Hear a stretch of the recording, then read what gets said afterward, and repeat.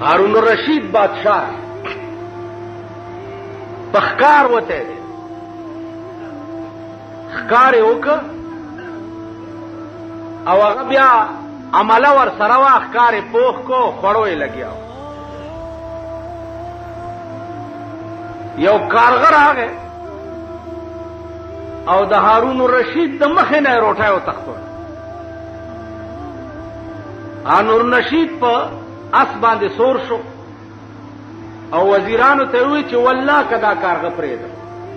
چې وجلې مې نه زه بادشاه یم. کارغه څنګه دا جرأت وکړو چې د بادشاه د مخې نه روټه وتښتول. دی چې پاس سور شو وزیران هم ورپسې شو ځکه چې وزیر اعظم په منډو شي نو دا واړه واړه روټي خلاص خود به خود په منډو شي. کارغه مخکې او دی ورپسې. کارغه د یو غره نه هغه غاړه واوړې بادشاه هم ورپسې ور واوړې. هلته څه ګوري چې یو سړی دی لاسونه او خپې شاته تړلي دي په خپل پټکي او صادر او په ډډه پروت دی. دې کارغه هغه روټه یوړه او هغه سړي له په خوله کې ورکړه. بجای د دې چې کارغه دا روټه په خپله خوړلې وې نو دا یوړه او هغه له په خوله کې ورکړه. بادشاه چې ور ورسېد نو کارغه والوت. دې سړي نه تپوس وکړو چې څوک یې او دا ولې؟ هغه ورته صاحب سوداګرو ما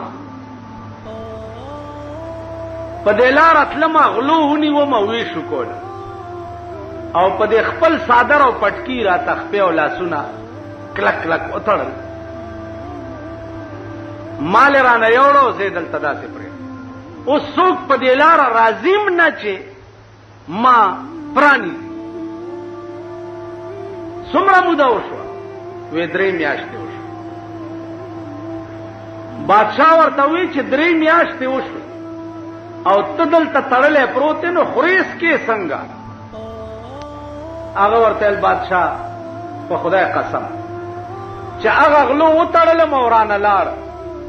دا کارغه قدرت مقرر کړی دی ټیم په ټیم په دې مخوکه کې اوبه م راوړي مال یې خوله کې راکوي او روټۍ م راوړي او مال. نو زما عزیزانو سو پورې چې د رزق مسله ده نو هیڅ روح د ځمکې د پاسه داسې نشته چې وقتاً فوقتاً الله پاک هغې ته رزق نه وررسوي. حدیث کې راځي یو صحابي دی هغه واورېده چې کان رسول الله صلی الله علیه وسلم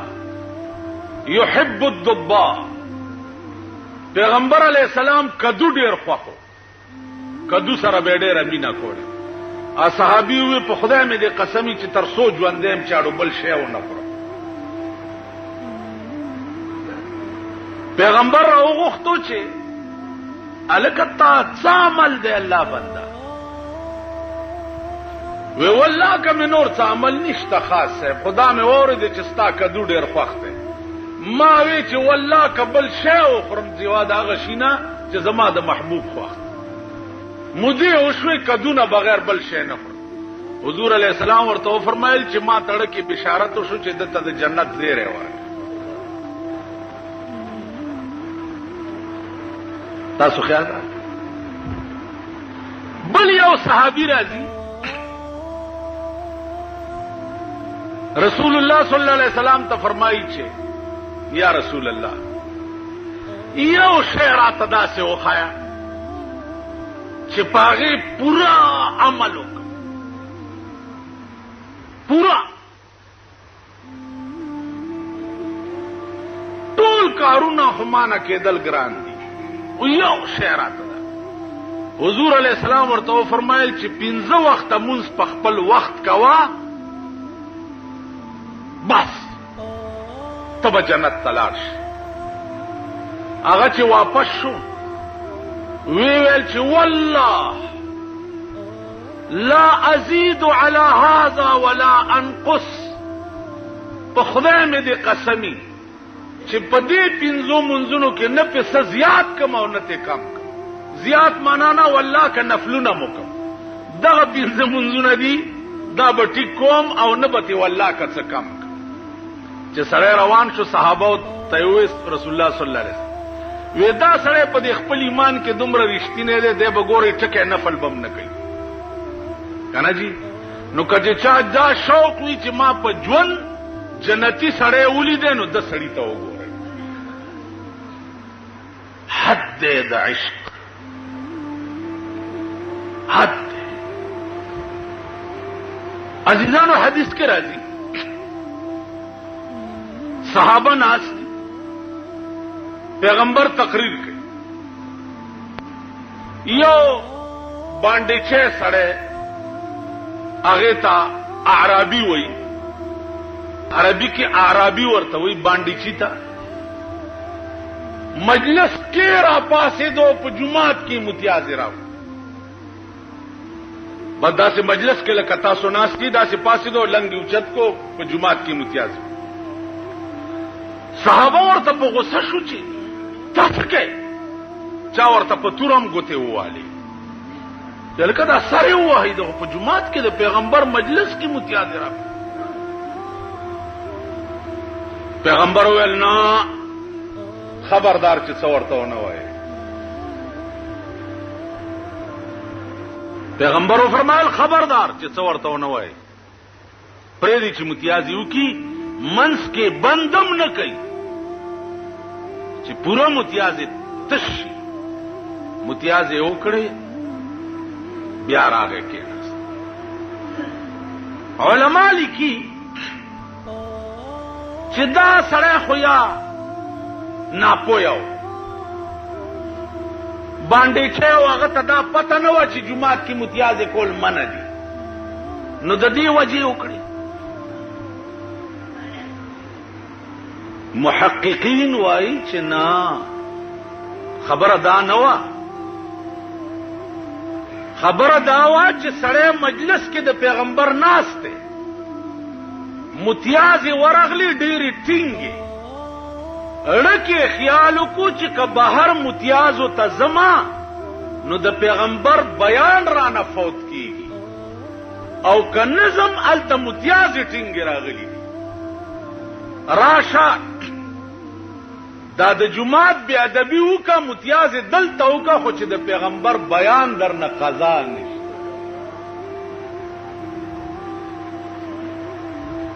د صحابو د عشق دا عالم د مینې دا عالم زما عزیزان صحابه په پیغمبر بالکل پتنګان تاسو به وایئ چې بس خو د خدای احکام یې منلو قاصد و رهبر نه نه ام معشوق محبوب لکه حضرت ثوبان دام صحابي دی رسول الله صلی الله علیه وسلم چرته تشریف وړي ثوبان ټوله ورځ په جړا تېره ټوله ورځ ماښام چې حضور علیه السلام راغی ثوبان بیا هم جاري ورته وی الله بنده اوس ولې جاري اوس خو دې زه ولیدم که ثوبان ورته وی یا رسول الله په خدای مې دې قسم وي نه د جنت شوق شته او نه د دوزخ نه د خوراک نه د سکاک نه د لباس نه د حورې نه د غلمانانو دا هیڅ شوق اوس جارم زکا چې که په قیامت کې زه خدای جنت ته بوتلما نو ته به په جنت کې چرته په لویو لویو مقامونو کې ناست دی اے حبیبه زه به هغه جنت څکم چې چرته تا نه وینما جنت څکو حورې او غلمانان او ماڼۍ څکو ما مقصود خود ته نو چې تا نه وینم زه به جنت څه کما. الله د خدای غیرت په جوش کې راځي. د ثوبان د زړه دړکن داغه ترجمانی کوي پروردگار عالم جناب رسول الله صلی الله علیه وسلم. اندازه وکړي ثوبان ته دومره لیونی اوسه بل شوق نشته. قرآن راغی من يطع الله والرسول فأولئك مع الذين أنعم الله عليهم من النبيين والصديقين والشهداء من الصالحين. اے پیغمبر ثوبان تو آیا ته چې په دنیا کې په محمد رسول الله ماین یې نو په جنت کې بم ور سره یوځې تسلی وکړه چې د خفګان لري. ابو هريره دا امنا په مقتضیات ایمان کړو لاس ورځې وګیا او پروا نه. پیغمبر ته تپوس کې ابو هريره ولی و یا رسول الله په خدای مې دې قسم وی سترګې مې مړې دي ستا په دیدار باندې او خېټه مې بزړه مې موړ دې ستا په حدیث باندې. ما ته روټۍ ضرورت نشته. جناب محمد رسول الله یو کڅوړه ورکړه ورته وی ابو هريره دا کڅوړه والا چې کله وګه کې دې کله لوګي اغستې نو دې کڅوړه کې لاس منډه نو تازه قجوري بروزي او بیا یې خورا. ا کڅوړه ابو هريره بزان سره ګرځول چې کله وګه شو لاس به منډلو قجوري به.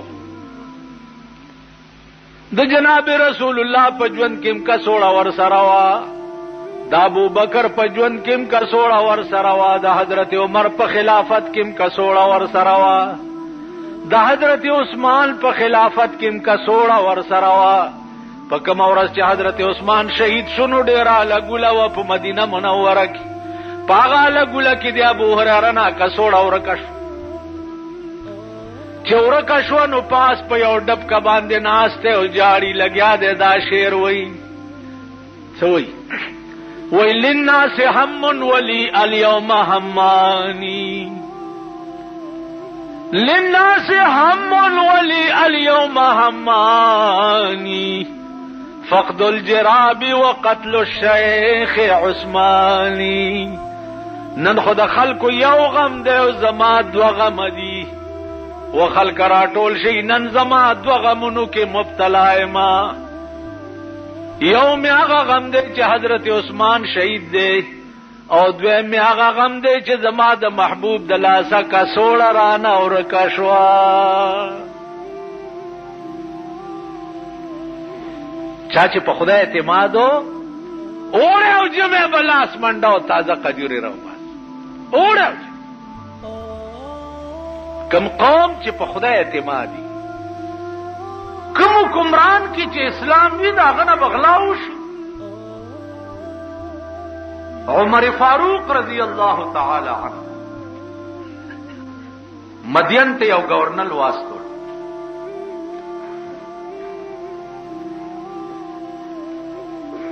د مدین خلق ورته راوتی چې گورنر را روان دی پیدا ورک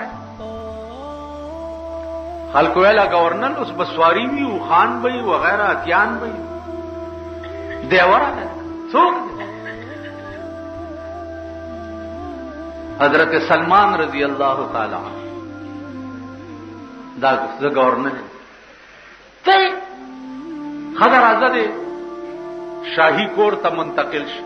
هغه ز شاہی کور کې بنو سه گمزه په جمعات کې اوسه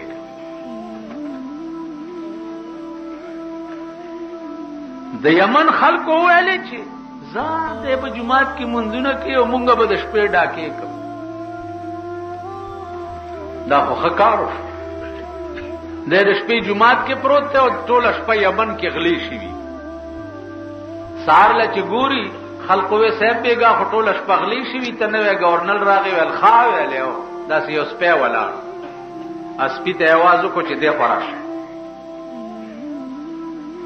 اسپه چراغه ورته وی چې واوره د ټول یمن سپو ته وایا چې بیګالا د ماسختن مانځنه رستو څوک د کور راووتو ټول سپیته غیر چا پیر شي او گرفتار به ماته پیش کوي سپی ول ډیره خداسه چې شپشوا د ټول یمن سپی لګیا دي په یمن کې گشت کوي چې څوک راوځي د کور سپیته غیر چا پیر شي چې رب نه وਹੀ کې نه خرو دي سار لا گورنر صاحب په چکروالو چې ګوري زه په زه غل چې د سپو درولې دی او دام غل دی دام غل دی دام غل دی دام ویني وا ولات ته واسطه هغه ورځ او د سلمان په گورنرۍ کې په یمن کې بیا غلا او نشو ابن ابي ليلى د بادشاہ قاضي دی یو فیصله وردراله فیصله را سلور کا سناستی مار راغه مار پیژنې سب مار راغه په دې سړي وروخته ده د ځان نو غرزول په دو وروخته د ځان نو غرزول په دو وروخته د چې ځان نو غرزول په دې سلورم وروخته دا سلورم یو چې چلو دا مرش قاضي ته فیصله رااله چې د دې سړي تاوان په دې دریو کې پچا دی استاد عقل څه وایي چې بای دې دریم سړی چې په دو ورو غرزولو خو د په غرزولو دا و چې چلو نو دا دریم په تاوان ورکړي تا دریم به ورکړي تا او دا باریکه غونډه مسله ده تاسو په دې څه پوهیږئ زما عزیزانو ابن ابي ليلى ته فیصله رااله هغه وایي چې دا دریم سړی په تاوان ورکړي امام ابو حنیفه رحمت الله علیه ته خبر لاړه چې جی ابن ابي ليلى د بادشاہ قاضي چې دغه د څه فیصله وکړه هغه ورته ویل چې ابن ابي ليلى د خدای رحم وکي فیصله غلطه کړه دا اجتهادي مسله ده خبره ده څه نه ده دغه ګوره دې سړی باندې چې مار راوخته د په دوه غرزولو نو دا سړی و چې چلو کبد شو نو دا اخلاص د چې په دوه غرزولو دای و چې چلو کبد شو بچو نو دام خلاص د چې په دوه غرزولو دای و چې چلو خبره په دوه دکې کدا سلورم سړی فل حال دې مار چې چلی نو دا درې به تاوان ور کوي او کفل علی نه چې چلی ډیر سات پسې چې چلی نو دا درې مم خلاص شو د خپل سستۍ د وجه مارو چې چلو دبم ځان نه غرزولې تاسو خیال راکړئ ابن ابي ليلى ته چې خبر لاړو چې امام ابو حنیفه ستا فیصله ته غلط ویلې نو هغه ورته ویلې بادشاہ ته شکایت وکړو چې زه فیصله وکم او ابو حنیفه چې دغه زما فیصله رد کړي دالر کې زما مخینه نو بادشاہونی و په جیل کې وای تاسو خیال راغی علم دا تقریر کوي یو سړی را پاسې دو وساب زما عقل دا نه مني چې په دې کائنات کې خدای شته خدای نشته دا ارث په خپل جوړ دي امام صاحب ویل چې ډېر زما دوستی او آشنایی ده تاسو سره دوستی او آشنایی وکاو باقی چې خدای نه مني هغه ستا خپل کار دی خو زما او ستا آشنایی به وي عزیزانو یو بل مهرباني وکړئ چې مخالفینو سره اخلاقی مظاهره کوي پیغمبري خصلت داو چې ابو جهل متعلق پڑھ کې دا درد چې خدایا د دوزخ لمه بوزه مسلمانې کچې جنت تلاش وکنه و دا ابو جهل متعلق د پیغمبر پڑھ کې دا درد چې خدایا د دوزخ لاړ نشي د مسلمان کچې جنت تلاش امام ابو حنیفه وی چې دوستی په خپل ځای ده او چې خدای نه باندې ممن خیر عزیزانو سورج پس د اشنا ورته روټه وکړه چې روټه وکړه نو په بغداد کې د بغداد د ښار په دې منځ باندې لوی دریاب تیر دی نو دا یارې د دریاب نه هغه غاړه اوسېدو امام ابو حنیفه دې غاړه اوسېدو امام صاحب زما کور ته به روټه ته راځي خدا زما کور ته روټه ته راشه څه وخت به راځي امام صاحب ورته ماښام به راځي امام صاحب د ماښام په ځای ماسخوتن تیر ورغی ځکه چې هغه د دریاب نه هغه غاړه او دې غاړه اوسېدو سړی ورته وایي چې امام صاحب دومره لوی سړی واده خلافي دې وکړه تا خو ماښام ټیم ښودلی او رالی ماسخوتن تیر ویلې بچیا واده خلافي مې نه ده کړې خو یو تکلیف پېښ شو وی څه وی سیند غاړې ته چې راووتم کشته یې نه وه چې زه پکې راسور شوی وی نو اریان دریان ولاړو ما نو په دې کې د سیند د غاړې نه یو ونه په سیند کې راوغورځېده پخپله او بیا پخپله تختې شوه بیا پخپله پې میخونه ټکوالی شو بیا پخپله تی کشتۍ جوړه شو نو اله پکې زه راسور شم او دلته راغلم ویل ترکان مرکان نو ویل نه یقین وکړه چې پخپله ونه م راوغورځېده او تختې پخپله شوه او میخونه پخپله پې ټکوالی شو کشتۍ م تې پخپله جوړه شوه بیا زه پکې راسور شم او راغلم ویل امام صاحب دې دومره لوی علم سره دې دا دروغ زده کړي دي ویل بچیا ولې ویل بې ترکاڼه هم کشتۍ جوړېدی شي ویل بې ترکاڼه کشتۍ نه جوړېږي ویل نه دا زما عقل نه مني ویل بچیا چې دومره غوندې کشتۍ بې ترکاڼه نه جوړېږي نو دا دومره لوی کائنات بې خدایه څنګه جوړ دی سړی اکبک شو با امام صاحب له لاس ورکوی لا اله الا الله محمد رسول الله اوس مې دا ومنله چې واقعي د دې کائنات مالک هم سوچته چې دا دومره لوی کائنات یې جوړ کړی په داسې دلایلو به کافران مسلمانان دا د امام ابو حنیفه شان د امام شافعي شان وګوره اختلاف دی جزئی اختلافات دي د دواړو منځ کې سخت امام صاحب وفات شو امام شافعي قسم خوري چې په کومه مسله کې به زون ختم نو د امام صاحب قبر ته به راغی 2 رکعاته نفل به مې وکړه خو زما عقیده دا وه چې رفع الیدین به مې کول په مانځه کې خو د امام صاحب قبر سره به ما رفع الیدین نه کول ځکه چې د ده مذهب دا نه نو د قبر نه یې ماله حیا راتله نو چې 2 نفل به مې د هغه پاروا وکړه او دعا به مې وکړه نو د هغه قبر سره دا نفلو په برکت به الله دا مسلې کشف ما ته وکړه او مسله به حل دا د امام شافعي شان اجي محمد عامل دی خدای وبخي په بڑا بیره کې ډمه غړې دا مونږ بڑا بیري ته تلو تقریر ویل راځي تقریر پرې دی بل کار کوم سکه ول دی اجرې ته دې ډمې ته وږي بس کیندا به راځي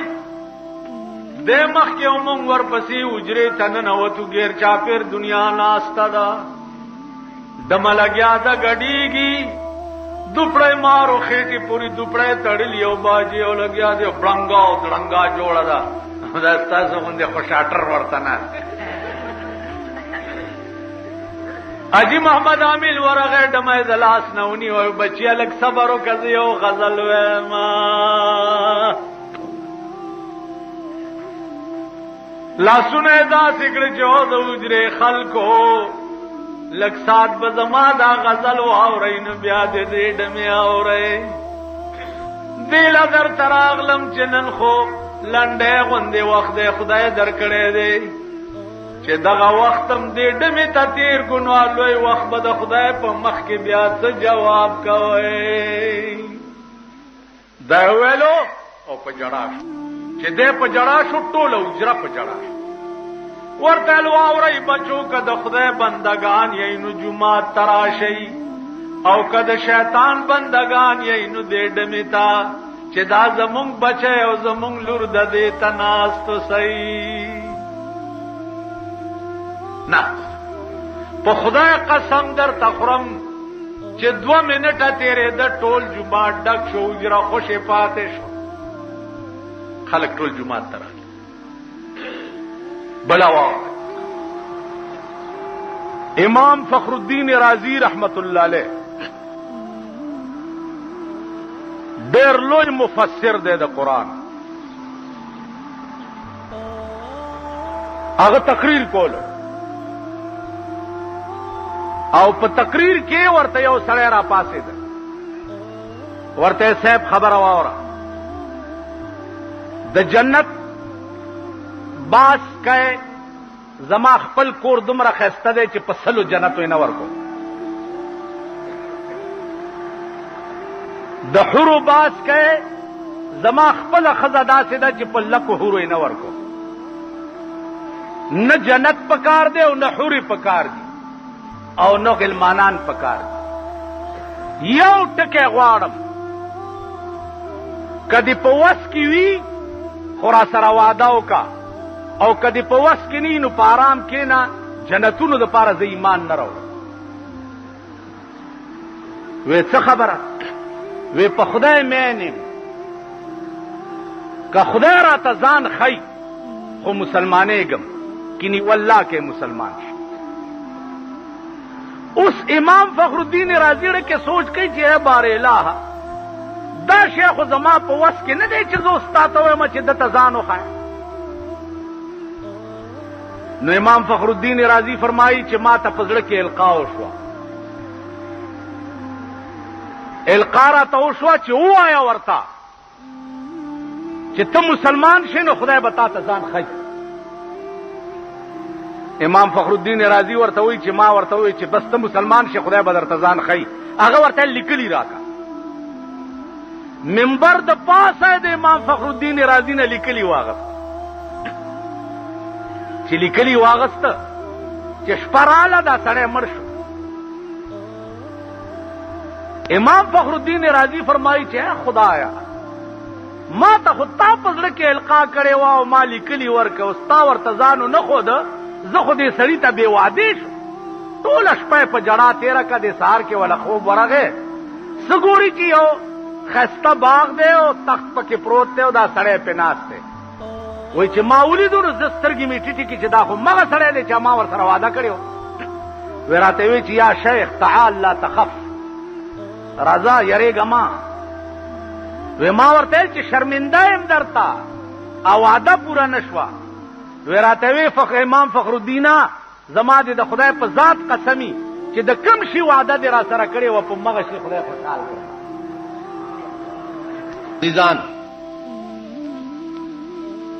قرآن کریم کې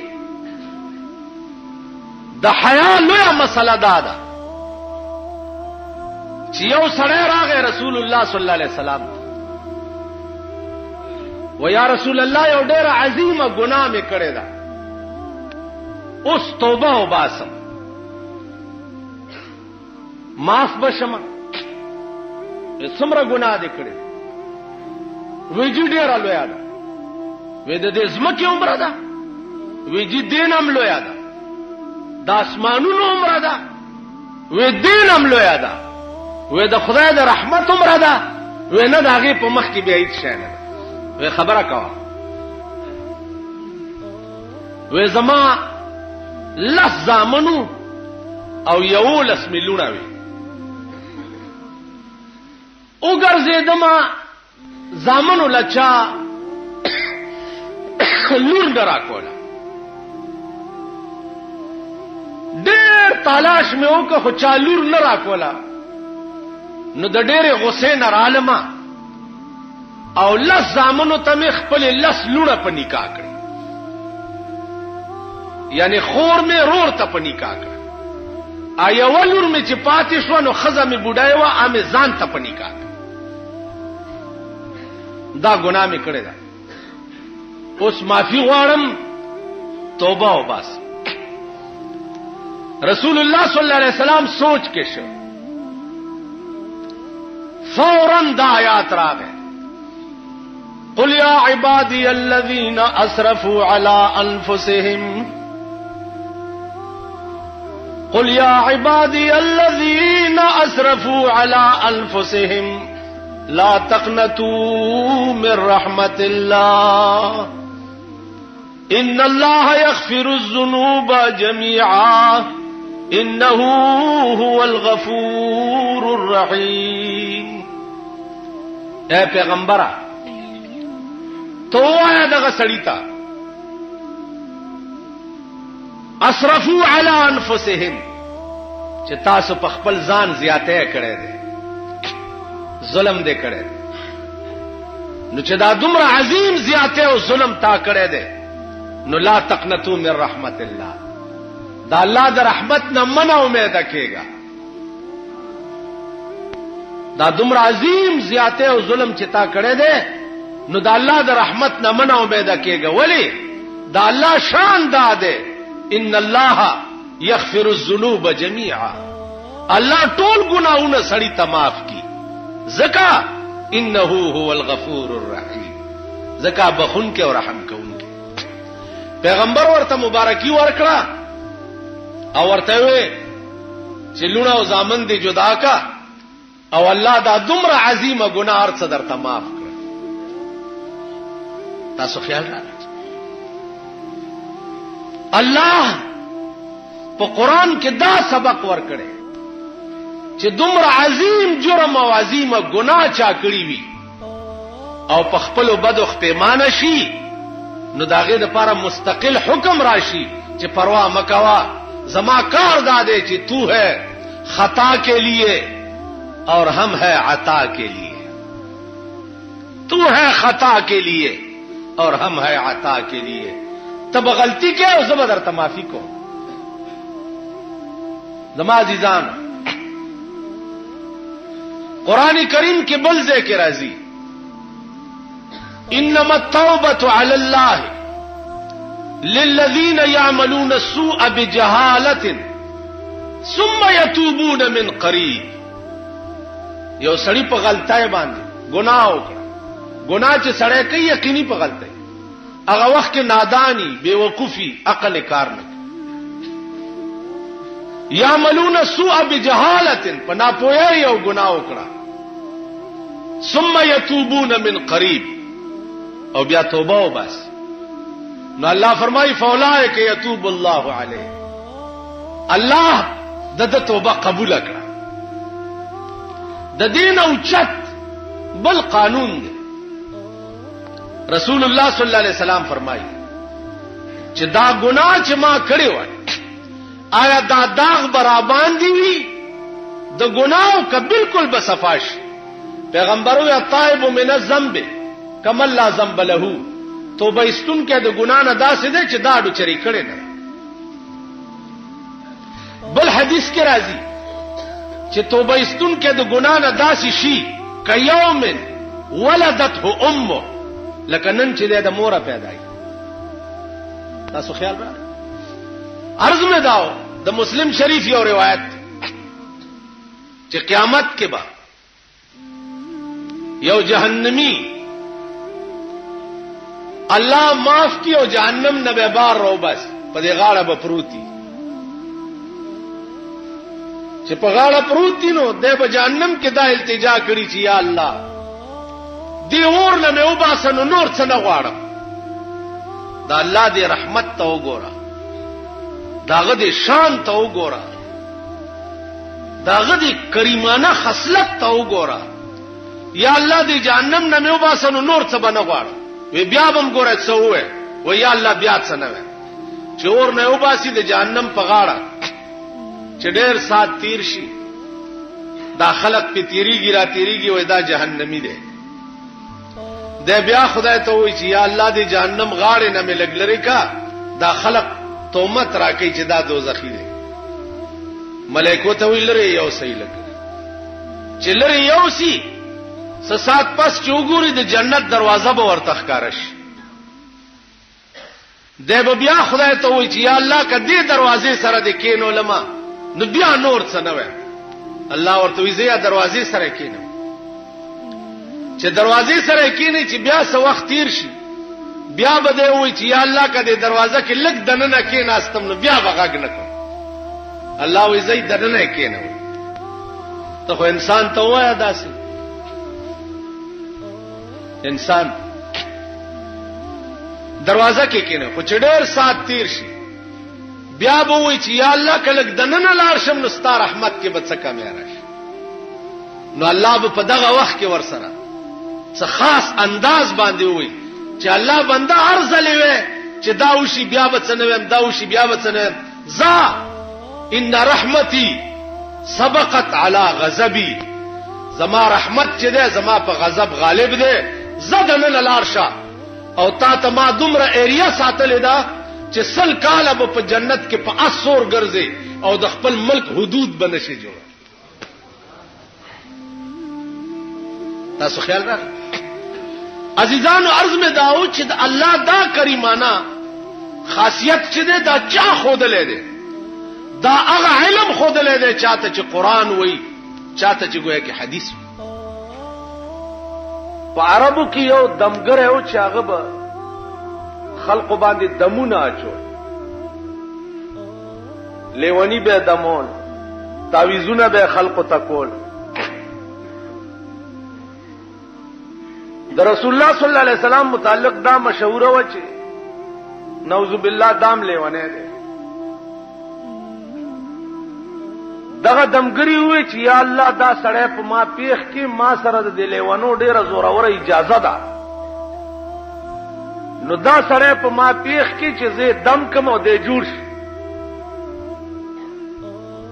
نا دمګره د پسې ګرځیدل چې زه به چرته وګورم چې دا د لیوانو دم په واچو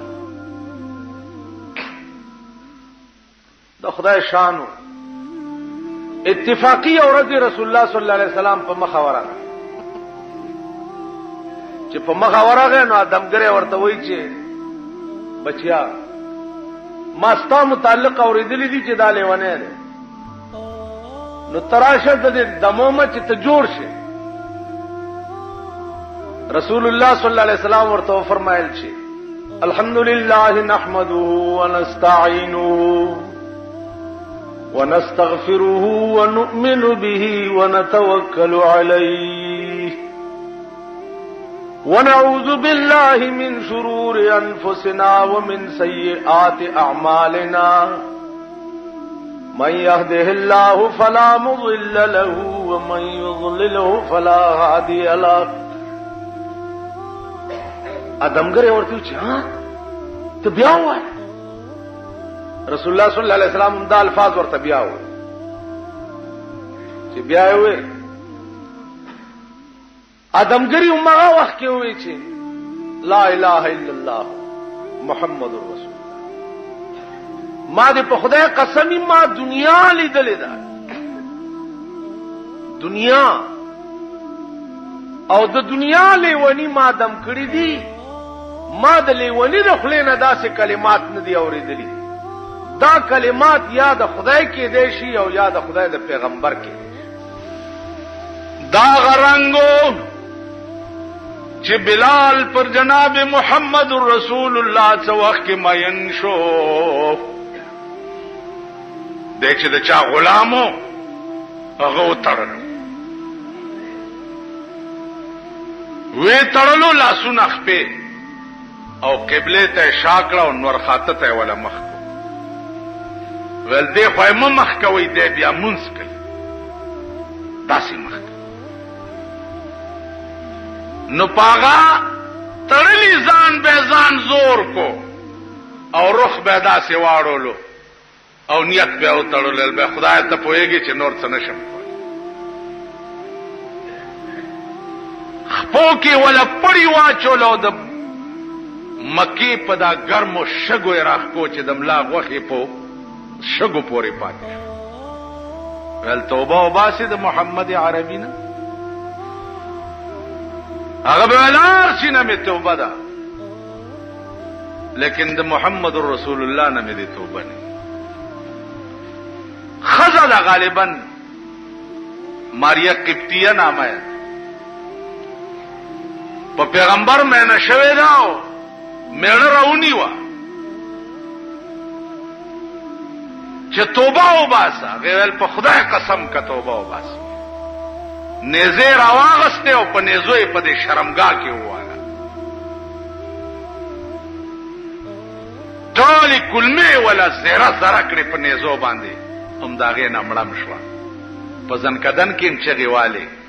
چې د شان رسول نه مې دې توبه نه وي. ښځه وه. موسی علیہ السلام خدای پاک ته وی چې یا الله ما چې کله مړ کې ما نه به تپوس کې او ډېر اوږد عمر راکړه. ویلې ښه ده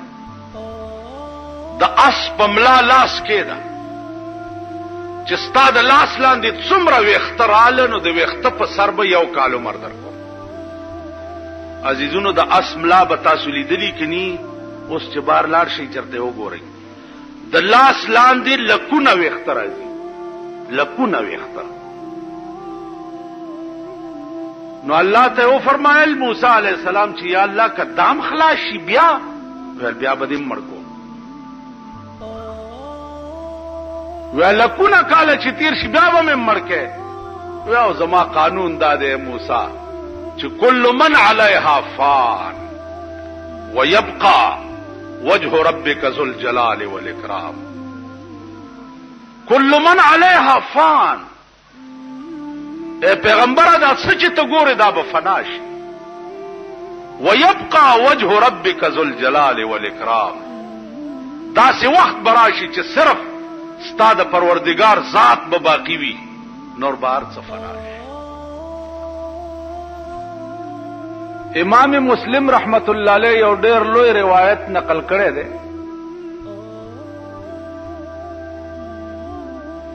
چې یو سړی و هغه یو کم 100 قتل کړي او یو کم 100 قتل پس دتا سوچ ورغه چې او ظالما دا به تر کومه پورې ته دا ظلم کوي. اراده وکړه چې توبه وباسم او چرته خلق پکار دی چې داغي په لاس باندې زه د خپل ګناه اعتراف وکم او توبه وباسم. په لار روان دی اوس یو شیخ په لار مخې ته ورغلی دی ورته حضرت زه خو یو کم 100 قتل می کړی دی او اوس توبه وباسم. شیخ ته بنده کړی دا ورته ظالم ستا توبه کم ځای کې قبلي ورکشه مخې نه مې پناشه. دې سړي ورته وی چې خدانو دا یو پکې کم ولې دی بیا چې پورا سلې کبا. شیخ نیم دا سټوالو مړې کو پلار روان دی نو بیا اوس زړه کې وای چې یا الله دا یو ظلم خو اوس بلم ساحل الله ورته په مخ راغلي دي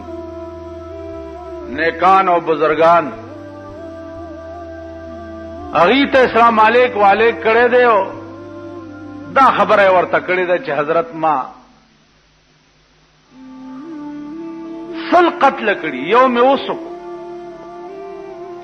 او اوس مې دا نیت ته چې زه توبه وباس. هغې ورته وویلې چې د الله رحم او کرم چې دی هغه ډېر وسیع دی او ستا توبه به بالکل خدای قبول کړي. هغه بزرګانو چې دې سړي ورته وایي چې اوس مې اراده د توبې وکړه ویلې هغه مخامخ د نیکانو کلی دی دې ته ورشه او پاک خلق پکې اوسېږي هلته به توبه وباسي خدای به یې قبوله کړي. چې دی روان شو لاره کې وله مرګ راغی او ساعت قبض شو. سا چې تې وطن د دا سینه د هغه نیکانو د کلي طرف ته کړه چې خدای ته پې پوهې چې ما خو اراده د توبې کړې وه اوس مخکې ته پوهېږه او ستا کار دی چې ساعت یې ووته د رحمت او د غضب ملایکې وله رالې د غضب ملایکو وی چې روح وړو سجین ته 100 قتل یې کړي. د رحمت ملایکو وی د اراده د توبې کړې وه مونږ یې روح علیین ته وړو. د دواړه قسمه ملایکو پې جګړه شوه. چې په جګړه شو الله ثالثي وکړه منځ کې چې جګړه مکوئ. دا سړی وګورئ چې د کم ځای نه را روان دی ا د قتلونو ځای تر هغه ځای هم لار ناپ کوي او چې کم ځای ته روان دی تر دغه ځای هم لار ناپ کوي. که د نیکانو کلي ته نږدې وي نو د رحمت ملایکې دي یوسي او که د قتل ځای ته نږدې وي نو د غضب ملایکې دي یوسي. ملایکو ناپ شروع کو او الله دغه نیکانو کله یو لیشت ورته را نږدې کړو، ثابت کله را نږدې کړو ورته چې را نږدې کړو نو د لاش چې د نیکانو کلی ته نږدې و نو د نیک رحمت ملایکو وګټله او د غضب ملایکو بیلله، روح هغې واغستو علیین ته یوړ. خالی په اراده ده توبه به، لیکن چې صداقت سره وي،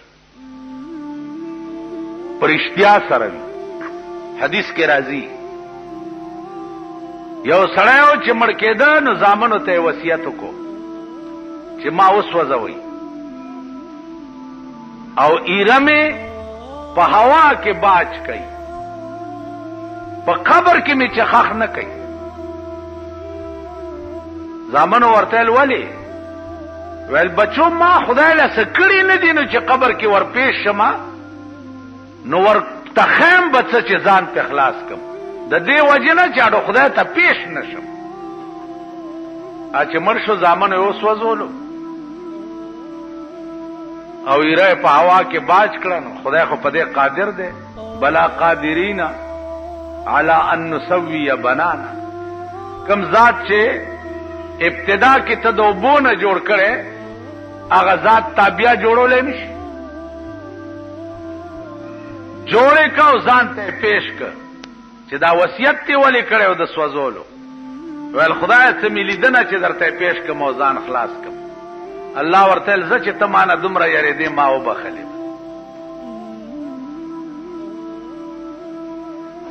نو عزیزانو بخنه خو یو خوف او یره غواړي په زړه کې د الله نه، چې خوف او یره دې پړه کې د الله وا ته بخلی سړی. موسی علیہ السلام خدای پاک ته وی چې دا خپل انصاف ته ما ته وښایه چې ته څنګه انصاف کې. وی انصاف زما ګورې وی چې آو وی ورشه د پلانې چینې په غاړه کېنه. چینه پیژنې؟ چشمه داغه په غاړه کېنه او زما انصاف وګوره. د چینې په غاړه یو ونې لاندې ناسته یو سړی راغی په اس باندې سور او داغه چینې نه خپله مو به وسکلې او هغه اصله یې ورکړي. د جیب نه امیانه پریوتا د پیسو په خوا به امیانه ورته وي اوس ورته بټوي وي چې پریوتا خو چې دا سړی پاس سور شو لاړو یو ماشوم لک راغې او هغه بټوي اوچته کا وتختی. په دې کې یو بل بوډا سپینګیره راغې چې راغې او به اسکلې هغه اس والا واپس راغې. بوډا ته وی چې دلته مانا بټوه پریوتی. هغه ویل بچه زه خبرم نه مو بوس کلو تراله. ویل 15 منټ هم نه کیږي بل څوک اډو راغلی نه دی. تا اغستې؟ هغه ما نه ده اغستې، د اس والا سره توره وه او سر یې ترې غوڅ کړو. بوډا یې مړ کړو. موسی علیہ السلام اریان دی چې یا الله غستا انصاف دا دی بټوه ماشوم تختوله او مړ دی کې بوډا کو. ویلې موسی زما دا انصاف دی. څه پوه شوې؟ وی یا الله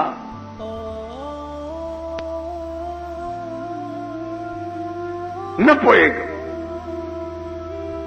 بټوه ماشوم مړې و او مړ دی پې بوډا کو. ورته ویلی موسی غوږ کېده دا بټوه کې چې څومره پیسې وي دې اس والا سره امانت د دې ماشوم پلار ایښې وي. امانت. د ماشوم پلار چې مر شو نو دا اس والا پی منکر شو نه ورکولی. نو په دې چل می ماشوم ته د پلار امانت حواله کړو.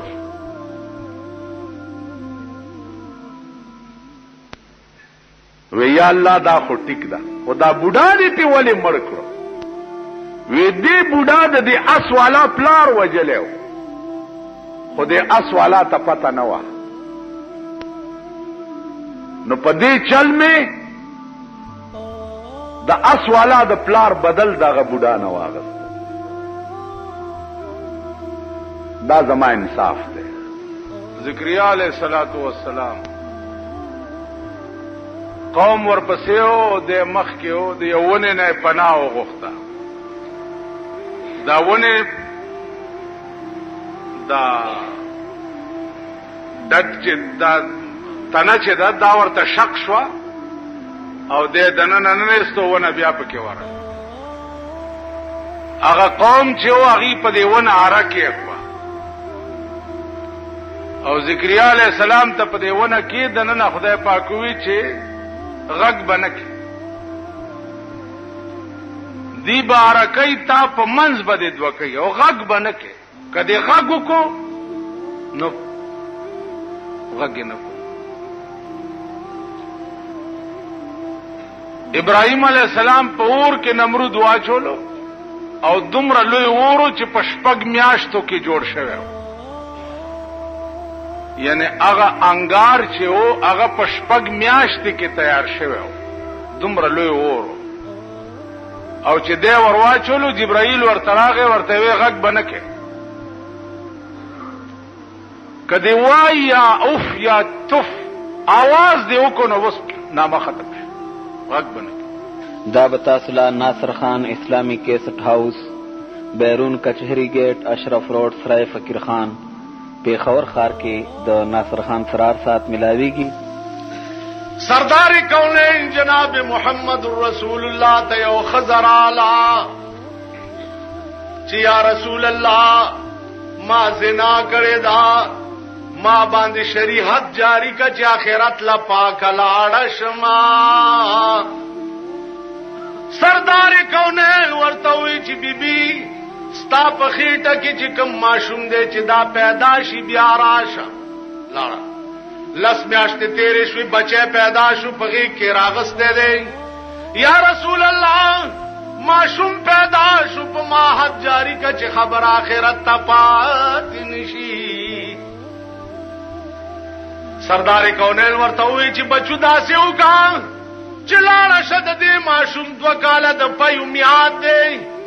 ته به وله تی ورکوې چې د پیو میاد یې تیر شي بیا به ګورو. پیغمبر غرض دا و چې دا لاړه شي د خدای بنده بیا به نه راځي چې بچ شي. 2 کاله پس بیا راله ماشوم یې غېږ کې نیولی دی ورته و یا رسول الله وګوره زما دا بچی روټۍ په خپله خوړی شي ما ته یې ضرورت نشته. اوس ما باندې حد جاری که چې ما میله مې خراب نشي. پیغمبر وی صحابو ته جو د خدای بندگانو دا په دې خپل ایمان کې څومره صادقه ده. بویځي مسله دا ده چې ښځې سنګسار کېږي نو تر نامه نامه پورې به ورته کنده وکني او په ځمکه کې به دومره خخه کړي او پاس نه به یې په کاڼ ولي چې پکې مړه شي. کاڼي ویشتل شروع شو. یو صحابي په دې مخ په کاڼي وویشته. هغه یو وایي اواز جناب محمد رسول الله صحابي ته په غوسه شه ورته وی زما دې په خدای باندې قسم وی دا ښځه په دې خپل ایمان کې دومره صادقه ده که د دې وایي ثواب زما امت له خدای ورکړي نو یو بم دوزخ ته لاړ نشي. نعرې تکبیر شان صحابیه داسې ایمان به زمونږ شي. سردار کونین زمانه ده. یو یهودي دی هر وخت سردار کونین ته کنځلې کوي په سترګو ړوند دی. ډېر علاج یې وکړ نه بینا کې چې نبینا کې د خزه څه چلو کو چې د حضور د قدم لاندې خاور مبارکه راواغسته او خاون تراوړي چې دارو می درته وړي سلای پکې ګنده کو سترګو کې واچ یو کې چې بلک چې ګور سترګې دومره دا څه دي خزه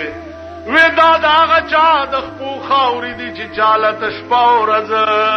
کنزل کوي ښا تا د دشمن د خپو خاورې ماله په سترګو کې واچولې چاړه راواغسته ویست خو چې ویست لاندې نه نورې وشو چې ویست لاندې نه نورې وشو आवाज ورته وشو چا بدبختا تا پکې دا سرانجا چولی کتر قیامت او باسی دا بنورې کیږي د سردار کونین د لور واده چې او پیغمبر دیوبندی رسول الله نو نی مندل تو ته مننه نه بیبي فاطمه واده څنګه شوه بابرا شړای و د چلو د وژغنو جوړه شوه وا جناب محمد رسول الله په واچول چې بچي ادا ستاد واده لپټا دا کالی نو د کجورو د پاڼو یو دو کړای جوړ کړي یو ورته په یو وکی واچول بل په بل کې ورته بچي ادا ستاد واده زیورا دی او مازیګر ټیمو جناب محمد رسول الله د بیبي فاطمه نکاح پخپل د حضرت علی سره وتړل پخپل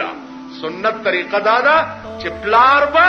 د خپل لور نکاح پخپل تړي د بیبي فاطمه نکاح رسول الله پخپل وتړل او جنکای ور سره کړی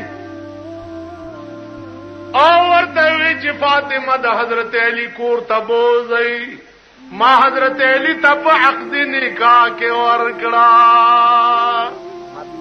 جنت له باغ کور زی چا د بل د آبادای په تصور صحابه کرامو عملی طور دا شیخ ودره